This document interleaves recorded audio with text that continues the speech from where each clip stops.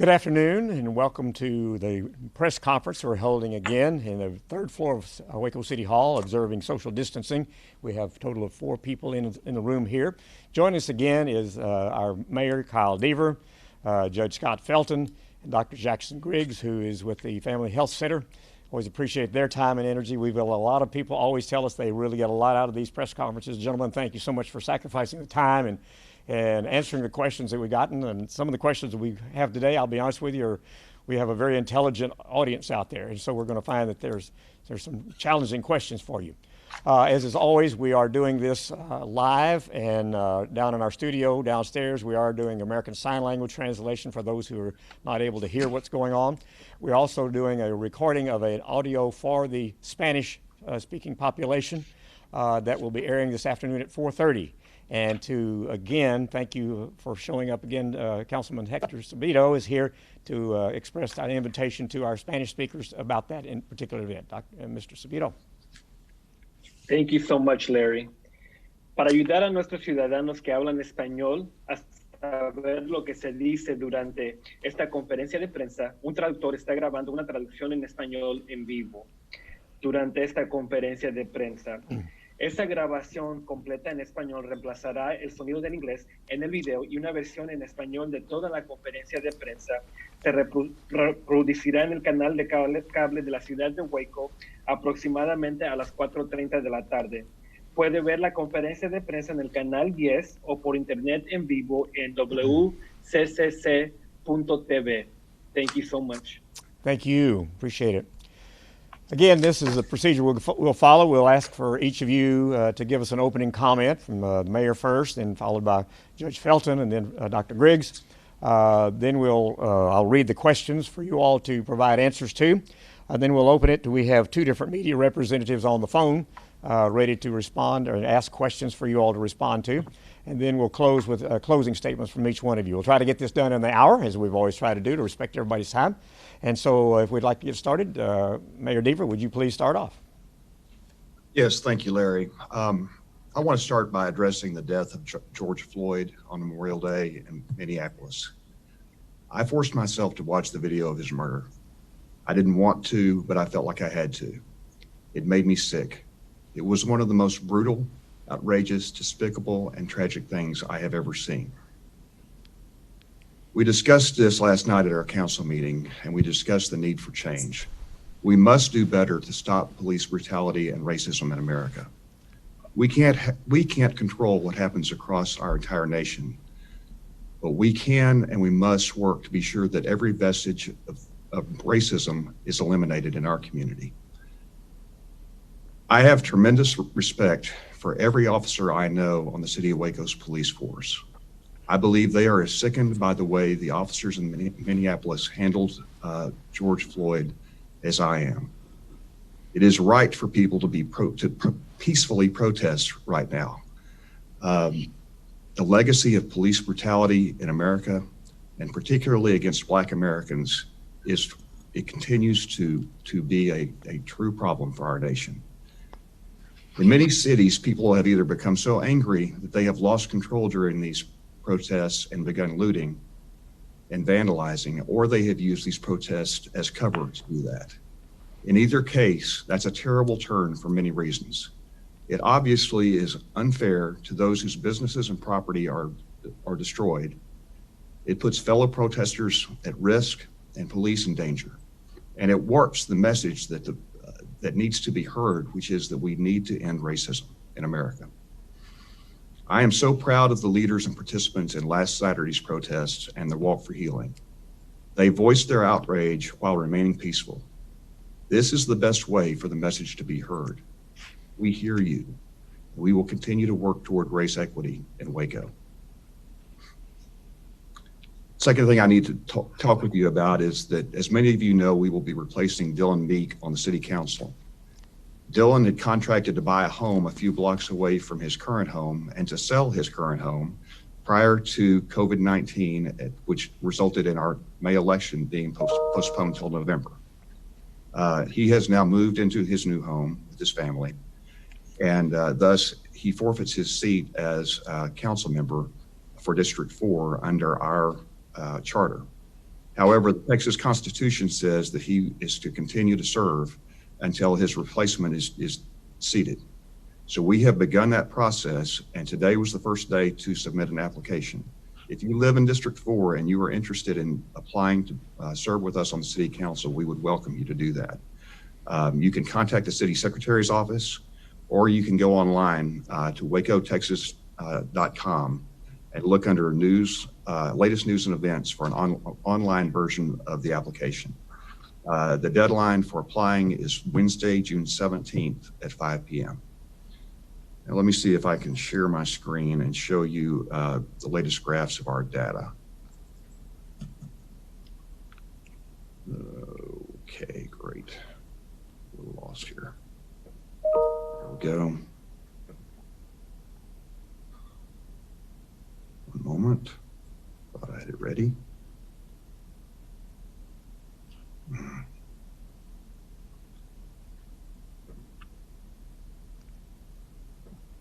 There we are. Sorry for that delay. This is our latest graph of the case count. You can see that the curve continues to be very flat. The orange line is the cumulative new cases, and we still bump along the bottom there with new cases anywhere between 2 and at most 4 or 5 in the last several weeks. As far as hospitalizations, we still remain very low. We have not had more than 2 people in the hospital since May 3rd, and we haven't had more than 1 person in ICU since April 23rd. So our hospitals remain in very good shape and would be able to handle any kind of a surge that we can anticipate at this point. This is the governor's positivity rate. It's a rolling 7-day average of the ratio of the number of positive test results over total tests completed. That ratio is now hovering around 5%. It had been as high as 12% very early on in this, but we are as a state, in good shape at 5%, and that continues to be encouraging with the reopening economy. And finally, for McClain County, we had seen a little bump up in our positivity rate, but we are now back on a 7-day rolling average at about 0.4%. It just continues to be outstanding. I wouldn't be surprised to see more bumps, but as long as we can stay within this range, we're in great shape. And with that, I will turn it over to Judge Felton. Let me stop this screen share. There we go. Thank you, Mayor. First of all, I want to thank you for your opening statement. Very true, and the sentiments are felt by Dr. Griggs and myself, and know. As we thought we were gaining ground and have been as far as numbers on the COVID-19 challenges that we have, the senseless murder of Mr. Floyd is another huge distraction in our country that could cause us to have additional problems with the COVID-19, and not to mention all the other issues that go with this. And we pray every day that all these things resolve themselves in a reasonable way and a reasonable time as well. And I do think that we're prayerful efforts to make things better. As the community opens up, you can feel a relief of a lot of people that they feel more, they don't feel as trapped as they were early on in this process. And so I just want to remind everyone, and we'll talk more about it through this press conference, about keep your eye on the ball, especially people in my age group or people with compromised health conditions. So do what you can to protect others and be in a place where you're protected as well. Try to avoid crowded places and those things, and take good care of yourself. As Dr. Griggs would tell you, that good health practices are always smart, but especially during times like this. With that, I'll be prepared to answer any questions that might come forward. Dr. Griggs? While usually I start with case counts, I feel like other comments are warranted first, and I have difficulty finding words in a moment like this after the death of George Floyd, which is just another of a long list of innocent deaths that should have not occurred. I appreciate the moral leadership, the strong integrity of Mayor Deaver and Judge Felton. Our community needs your moral leadership, and we feel so grateful for it. I don't have words, and at the same time, I feel like we must speak out about this issue. The death was horrific evil. It demonstrated a kind of moral depravity. It brought to center stage a kind of evil that has existed in our country since its founding, and we all must be active in trying to do everything that we can do to eliminate not only these overt, grotesque, evil gestures, but also the way that racism has so systematically baked itself into our society.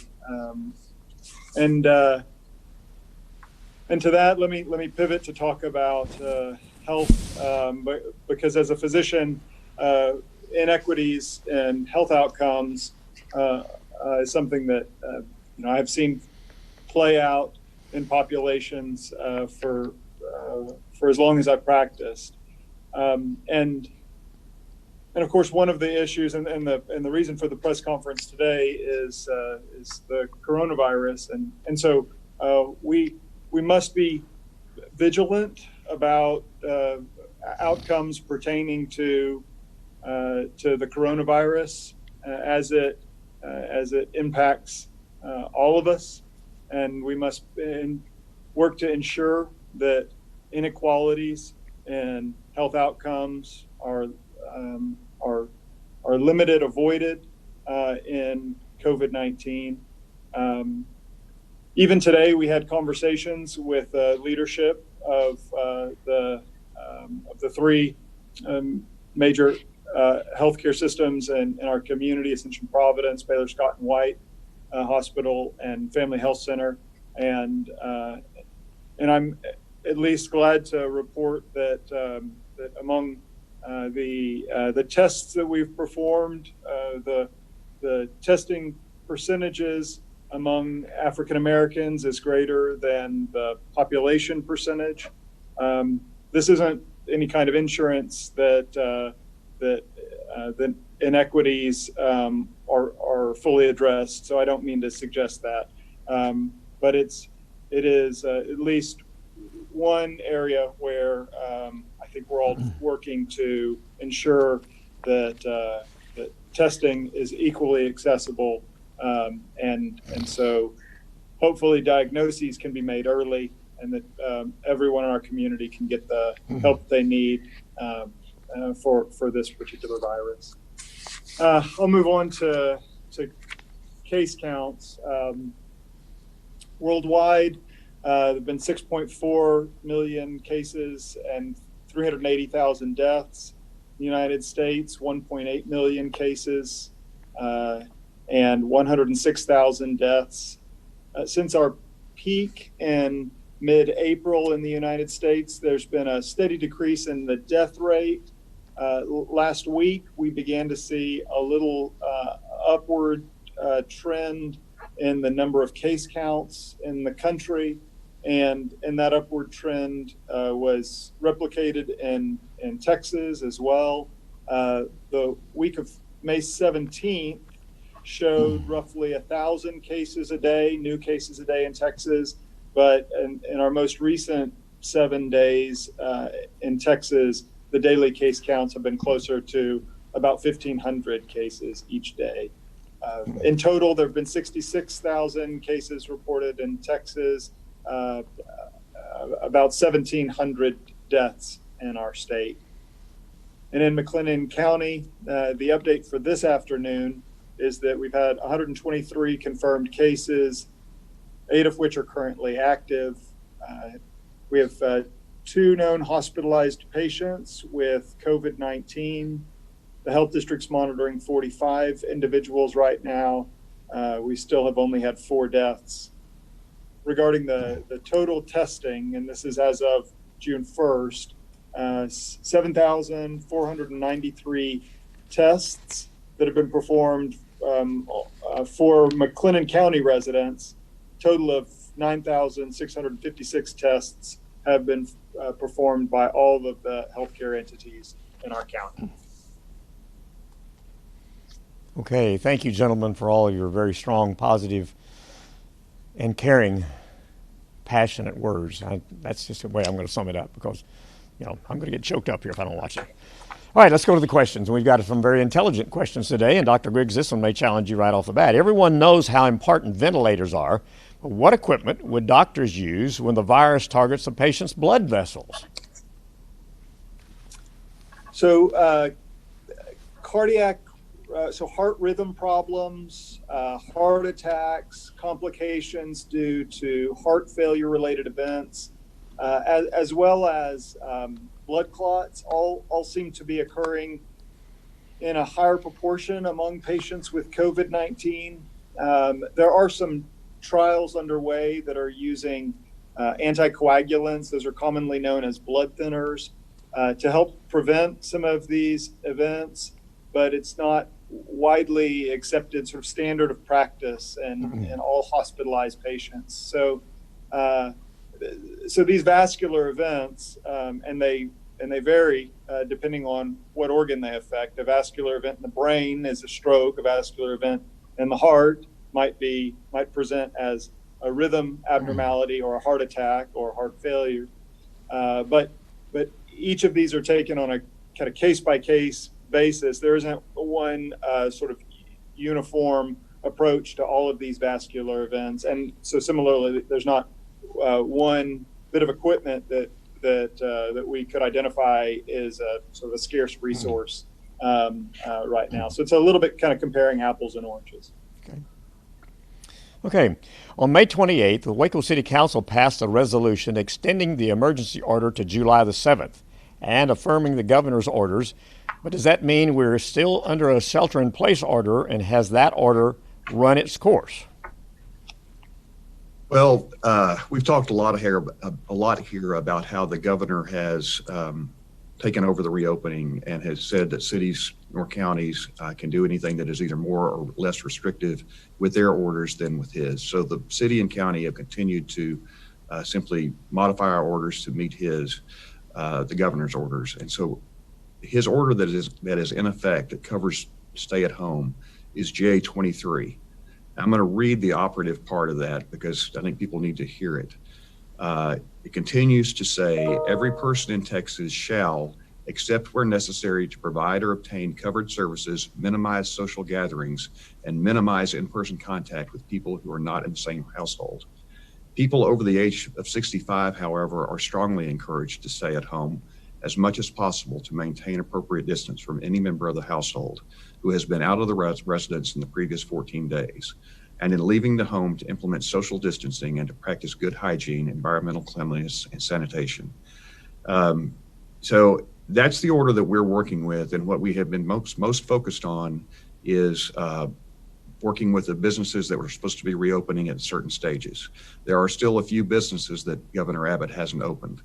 But I think, the way that I interpret it at this point, and we didn't write this order, so it's always a little bit difficult to interpret somebody else's order, is that it is a strong recommendation that you stay home as much as possible and avoid these social gatherings and minimize in-person contact with people who are not in the same household.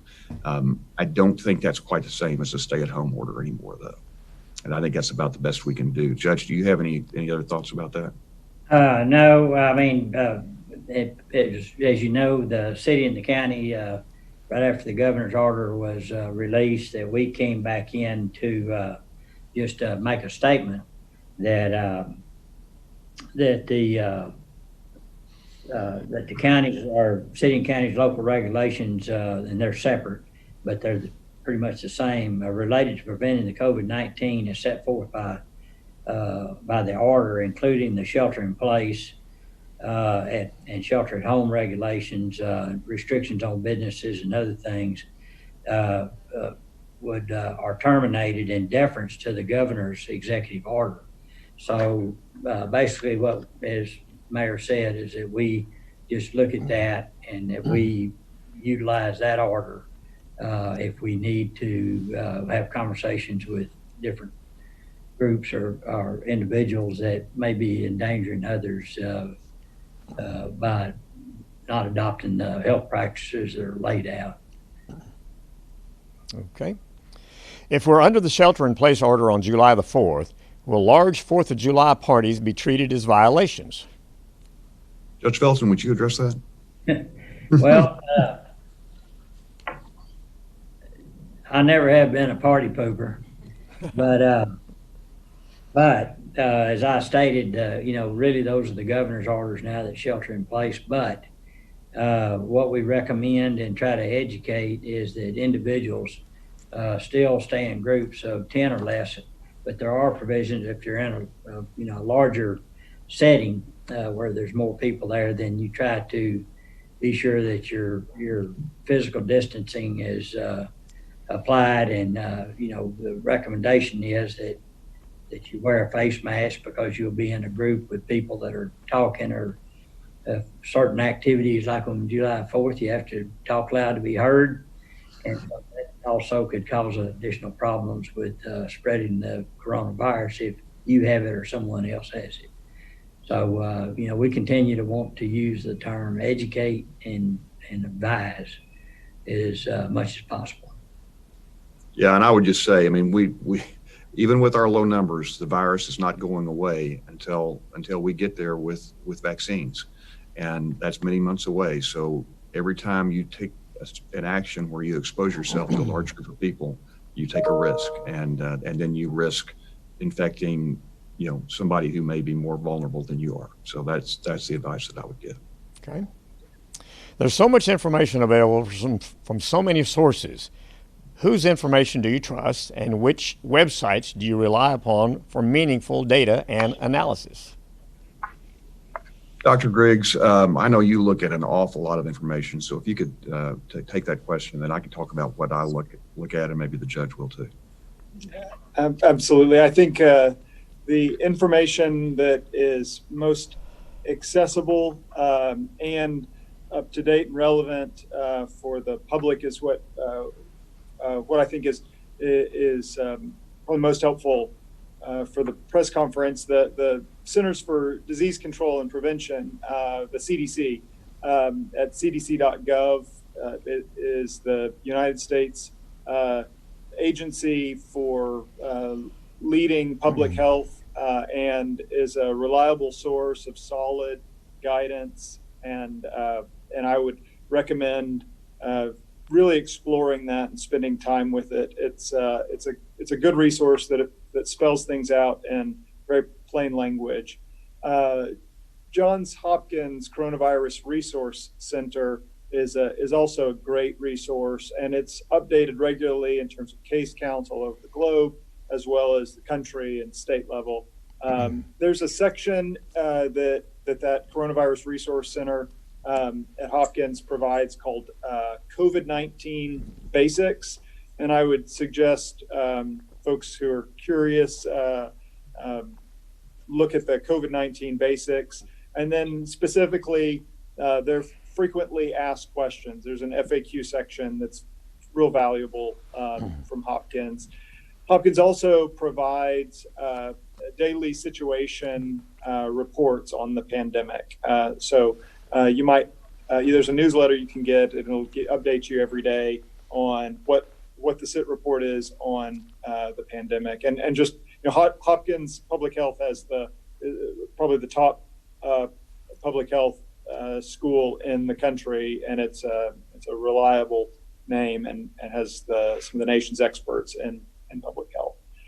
For the state, I just use the the Texas Health and Human Services case count website. And of course, we have an excellent website locally and at covidwaco.com. And if you haven't spent time on that website, covidwaco.com, really look through it, because there's a lot of good content. And then finally, Stat News is a subsidiary of the Boston Globe, and it focuses on health news, offers a lot of very accessible emerging health news. So Stat News is a good resource. Maybe also, let me just mention that while these are great sources for news, I think equally important is avoiding misinformation. There's so much misinformation that's circulating right now on social media. A very bright friend of mine reached out to me saying, "Hey, is Dr. Fauci now suggesting we don't wear masks? I got something on social media, and it was from maybe a 60 Minutes interview that predated the real surge in cases in the United States, and it was before there was guidance on wearing masks, and it was kind of receiving a lot of social media activity, and of course it's misplaced. Dr. Fauci is recommending wearing masks when out in public, but just be very, very careful about social media and just hearing news from friends via links on social media." Okay. Why are mental? Did somebody else want to answer? Yeah, Larry, the only other, and that's good resources to go to. The other thing that we, of course, we watch the daily numbers and the positivity rate and talk to the hospital. But one other thing is that we try to be reactionary to any kind of what we call breakout that could happen in a place that would put higher risk in spread, such as nursing homes, meat processing plants, jails, and things like that. So that's the other thing. We try to keep our ear to the ground there, and then maybe put special effort around anything that is caused, could be called a break-in. A lot more testing and discussion about it. Yeah, and what I primarily look at is covidwaco.com to get updates on our local situation, yeah. And then the DSHS website, the Texas Department of State Health Services, to get statewide information, and I look at that several times a week as well. Okay. Why are mental health services such an important part of our response effort to this crisis? Judge Felton, can you speak to that? Yes. Well, we found out and have good information that the numbers of people affected by having mental health challenges during these times have been almost significant and are possibly significant. And so people that are feeling depressed and feel like they need help or have family members or friends, get in touch with your health professionals that can make proper referrals. We have a really good MHMR operation here in Waco. It covers numerous counties all over the Central Texas area, and so between our medical professionals, being in close contact with their mental health professionals, they can get you help if you don't stay home and just suffer. Get help when you need it. Dr. Griggs may want to follow up on that. Sure, I appreciate those comments, Judge, and I agree. I think it's important to recognize how common mental health conditions are.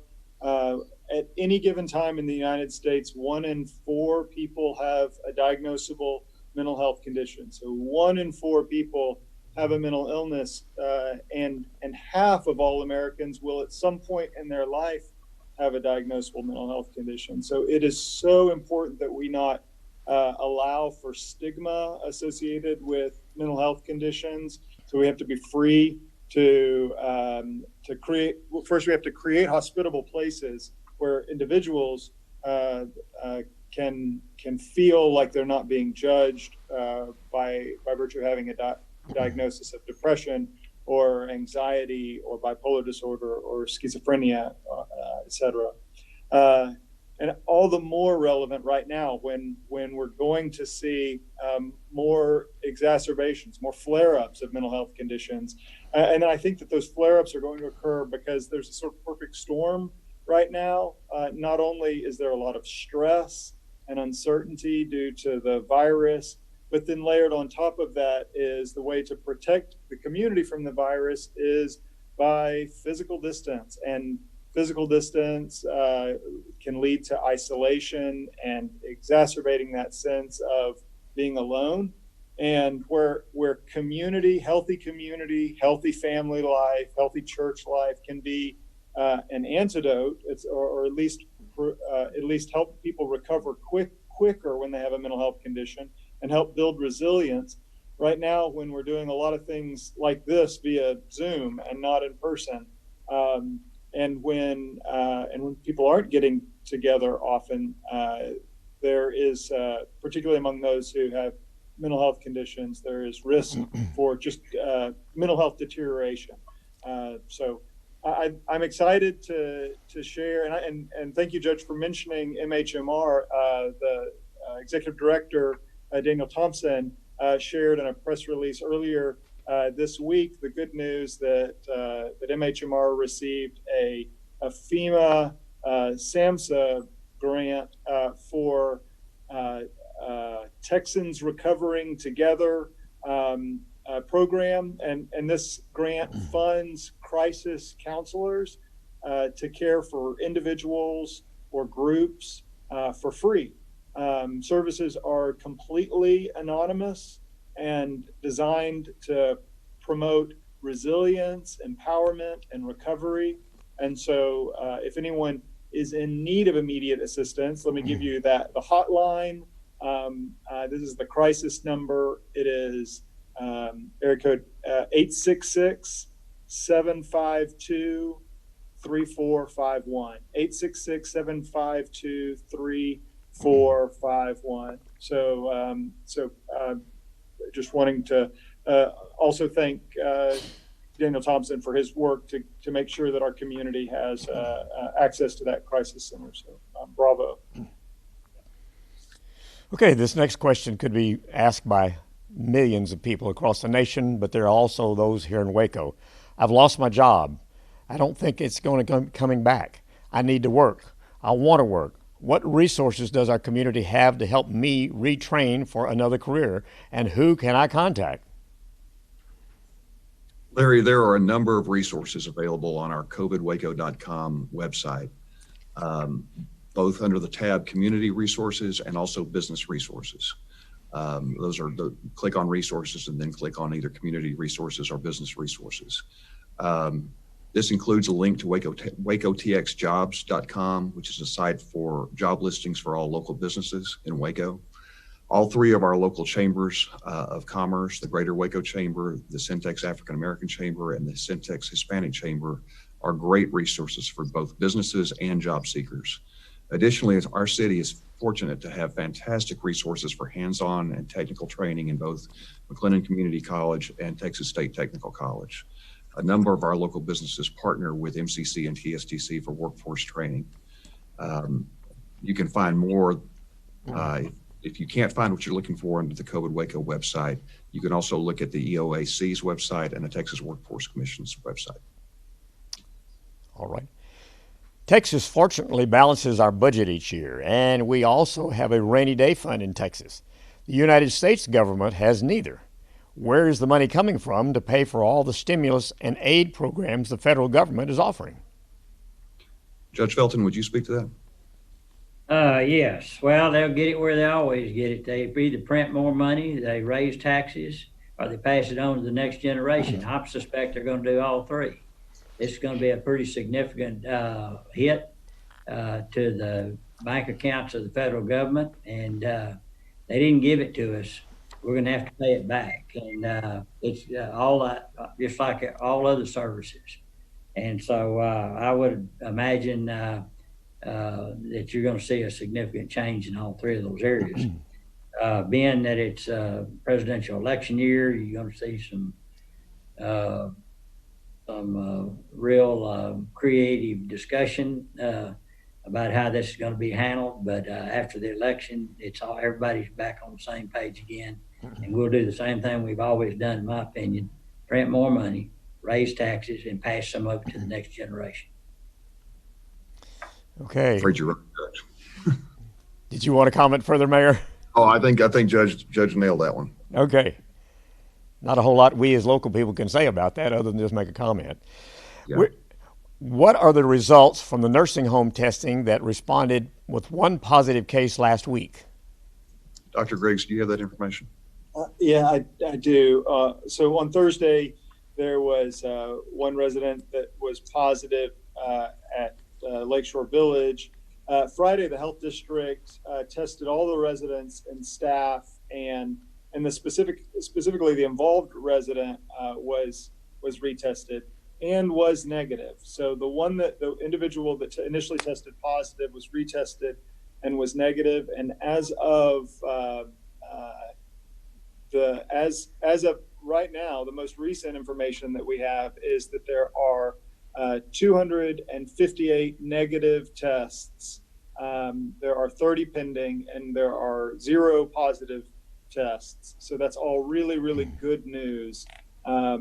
And the health district is coordinating testing of all residents at all the 17 long-term care facilities, all the 17 nursing homes in McLennan County. The Department of State Health Services is providing the testing kits. Most of the tests are being conducted at commercial labs. The EOC and the firefighters and the Wake Fire Department are helping out to administer those tests. So really appreciate the community coming together to help see this through, this process of testing all of our nursing home residents. Follow up with that a little bit, Dr. Griggs. How does the health district respond to a positive case when it is in a nursing home? What are their preparation plans and things? Well, if there's a positive case that's reported, of course, the first thing that they do is pick up the phone, reach out to that facility, and confirm that the facility has all of the right infection control policies and practices in place. And in order to make sure that virus doesn't spread, then they begin to ensure that the staff and residents, others don't have COVID-19 symptoms. And if they do, they begin the contact tracing process of everyone who does have COVID-19 symptoms. They speak with the positive case or cases to ensure that the individual is isolated from others, and if that person is an employee of the nursing home, that employee is not continuing to work. The health district and the Department of State Health Services work together with the facility to make sure that all residents and staff are tested, and that any resident with COVID-19 symptoms are kept from all the other residents, and that everyone is all the staff are negative before returning to work. So there's several steps that are involved. Okay. Very timely in the fact that we're allowing people to do their constitutional right and protest. How do we minimize the spread of COVID during protest gatherings? Dr. Griggs, would you mind speaking to that as well, please? Sure, absolutely. The First Amendment there's a protection for peaceful assembly and free speech, and so in a moment of coronavirus, it adds a layer of risk and complexity. So it's important that we discuss that. First, I think it's important for each person to consider their own health risks and the health risks of their household.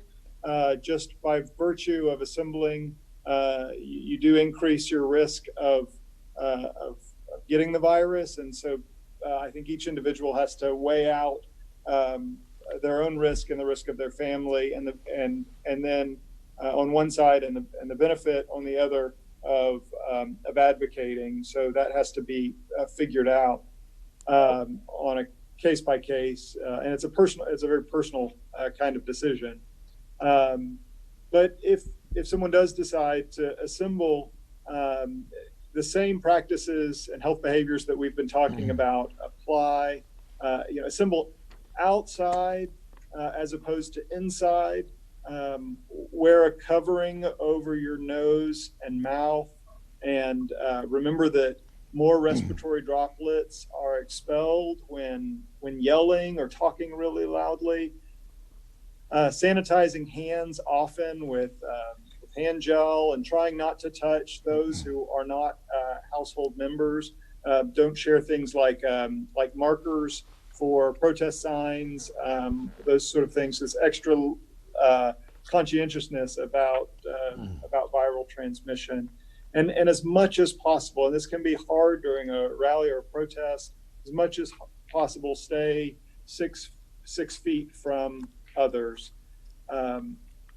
I think there are a few other sort of general health practices that are probably also relevant given the moment that we're having in our country, and the fact that we're in Texas. So some general health practices. If you are assembling in Texas, take more than enough bottled water. Try to keep yourself cool. If you have sensitive skin, wear sunscreen. Remember to carry your identification.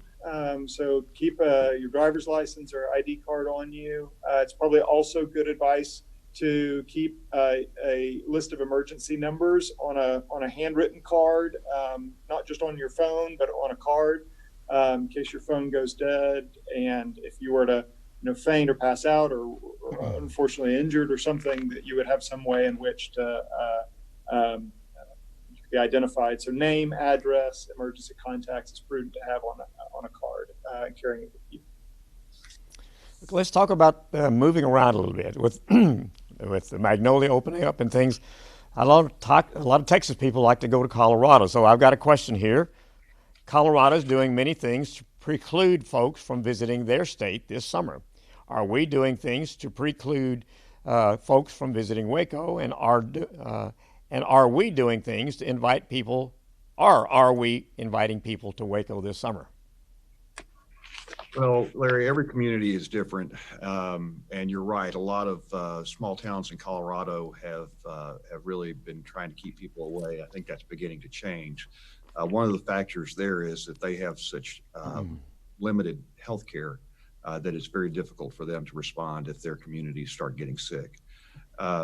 Waco is not really in that situation, but and having tourists come back to our city is something that we need for our economy.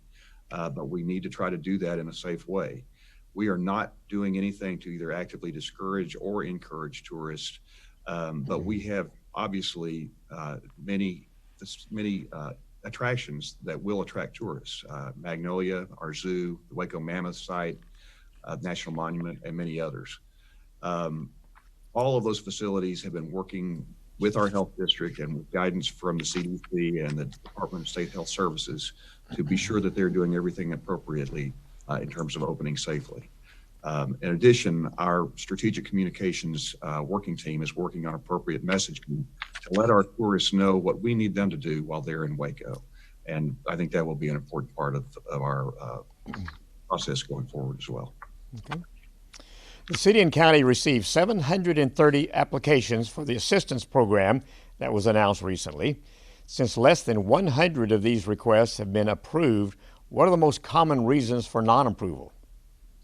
Well, we've actually approved 121 applications to date, which is with a total funding amount of $338,560. So that's 121 businesses that have been helped by this fund. The only applications that have been rejected are applications that do not meet the criteria of a small business as defined by the program policy. We're still working with about 280 applicants this time, and some of them are moving through the different stages in the process. They're either complete pending review, incomplete, or in progress. And our team continues to work with these applicants to try to see if they meet the requirements so that they can receive the funding. Okay, I'm going to let this be the last one, and then we'll jump to the ones on the phone so we can wrap up by our hour-long time. Why can't we have garage sales since the flea market on LaSalle Avenue is able to open up? Yeah, I'm getting that question a lot, and I know people are frustrated about that. The governor hasn't listed garage sales or estate sales yet as allowable activities or reopened businesses. Obviously, home-based garage sales are operationally different from a retail store because we don't have any way to restrict occupancy at those facilities, and those people have not been through the kind of training that the people that are running these retail stores have in terms of setting up protocols and ensuring safe practices. I think that the estate sale operators are certainly in a little bit different category, and I know that they are frustrated. I'm frankly a little frustrated with the lack of information on that from the governor's office, but we need to continue to work towards getting clarification of that, because I think there probably are some ways that estate sale operators could be could set up those sales in ways that would be relatively safe, or at least as safe as some of the other businesses that have opened. But until we get something from the governor, we are not going to be able to issue city permits for those activities. So that's the struggle at this point. I understand. Well, Mayor, I'll let you take over and run the media calls that we have on the phone. Sure. So I believe we have two callers, Rhiannon Sagert from the Waco Trib and Drake Taylor. Is that right, Larry? From Drake Lawson. Okay, Drake from KWTX. Rhiannon, you have a question for us? Yes. If the United States does leave the World Health Organization, is that going to have any bearing on the local response to COVID? Will that impact the kind of information you have access to? What kind of bearing will that have on what you do at the local level? Dr. Griggs, to me, I don't know that it affects our data and what kind of information we have access to, but I would be concerned about other aspects of that. Would you speak to that? No, I agree completely that I don't know of any current practice protocol, any current data stream that would be immediately affected locally. My concern is much more at a global level, and our partnership with the worldwide health community. Certainly, I think that as I understand it, there may not be the president may not be able to take the United States by an executive action out of the World Health Organization. It may be a congressional activity that may need to take place, and if he does, I think that it will not be a good move for us from this pandemic or future public health concerns that are global in nature. Thank you, Dr. Griggs. Judge Felton, anything to add on that? I don't. I wouldn't have anything to add to that. Okay, thank you. Drake from KWTX, are you on the line? Don't think he is. I think Julie is saying that he's not on the line. So he dropped off. Okay. Yes. Rhiannon, do you have anything further? You talked about the need for the continued social distancing and stuff at protests and demonstrations. The protests that have happened so far, have you seen the level of masking and distancing and precaution that you would have liked? Also, people tend to bring cases of water to those and share them. Is there a way to do that safely? Dr. Griggs, can you speak to both those? I think that well, one is I wasn't present, and I have only seen one image, and in that image there was one woman who I saw in the kind of foreground in a mask, and I think it was kind of mixed in the background as to those who were wearing masks and who weren't. I don't know about proximity, so I can't speak to it. in terms of handing out, waters, I would just hope that maybe the person who thinks of bringing a case full of waters also can pack some gloves, put on those gloves, or at least sanitize their hands before they hand those waters out, and just do so carefully.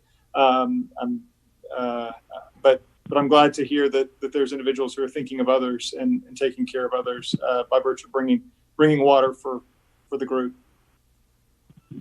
Thank you, Dr. Griggs. Rhiannon, anything further? Nothing further. Thank you. Okay, that's great. Thank you very much for your call. Well, Mayor, we can go ahead and wrap up if you'd like, and we'll start with closing statements with Dr. Griggs, and followed by Judge Felton, and then you can wrap it up for us. Dr. Griggs. Thank you. And again, extemporaneous comments here, so not anything that I've necessarily prepared. Just want to speak to the gratitude that I feel towards our leadership, our city manager's office, to Ryan Holt, Frank Ginch, their leadership, to all of those who are leading peaceful assembly, to share the profound grief that we're all experiencing, and obviously some of us who feel more threatened than others, understandably, are feeling this grief and anger more so, and it feels entirely justified. And so I even in a moment of national trial and pain, I'm proud to be a Wacoan and a citizen of McLennan County. So I think just a public thank you to our community for being who you are, I think is really what I want to say. Judge Felton. Okay. Yeah. Well, thank you. Thanks for everyone that joined us today. And, if you have additional questions, well, feel free to, I know I'm available to talk about it. There is a cloud of sadness over the United States, I think,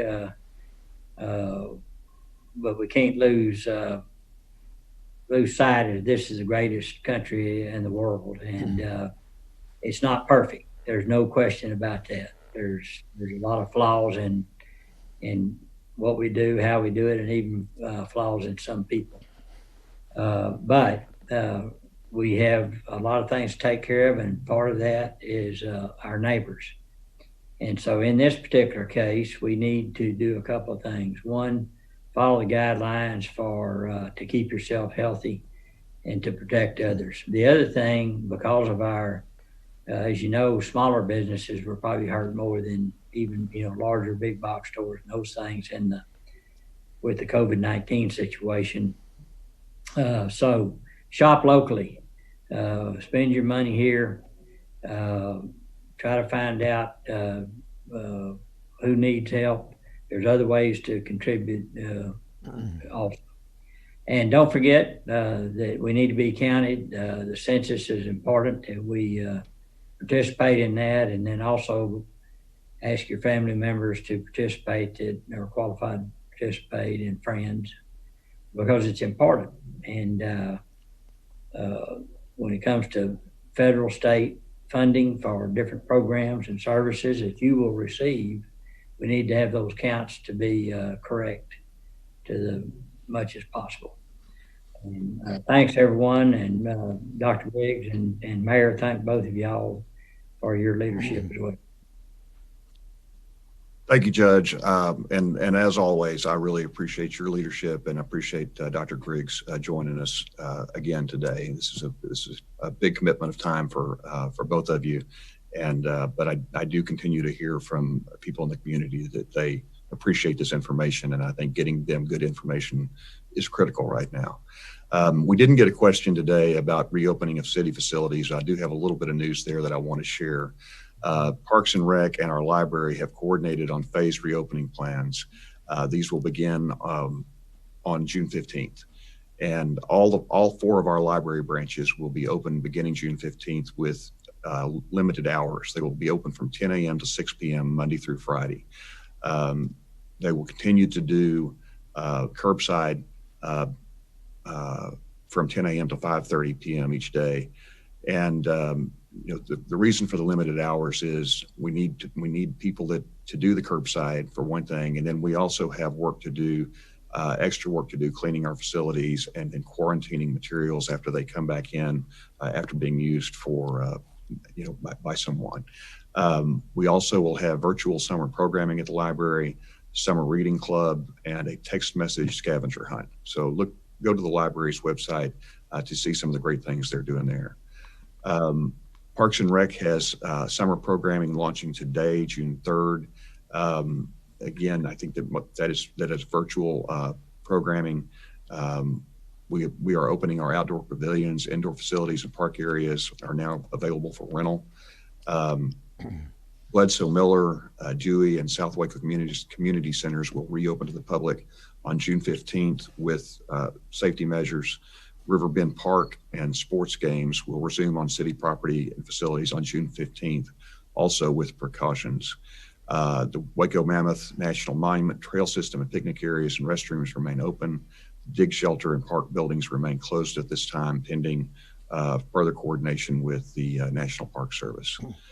I want to join my other speakers in thanking the organizers and participants for their responsible, peaceful way that you conducted yourself during the protest and walk for healing last Saturday. I pray that we can continue in that vein. I also want to thank our citizens and our businesses that continue to do the right thing and take the safety precautions that are necessary to keep COVID-19 from spreading widely in our community. Our numbers bear out that you are doing that, and we appreciate everything that you're doing in that regard.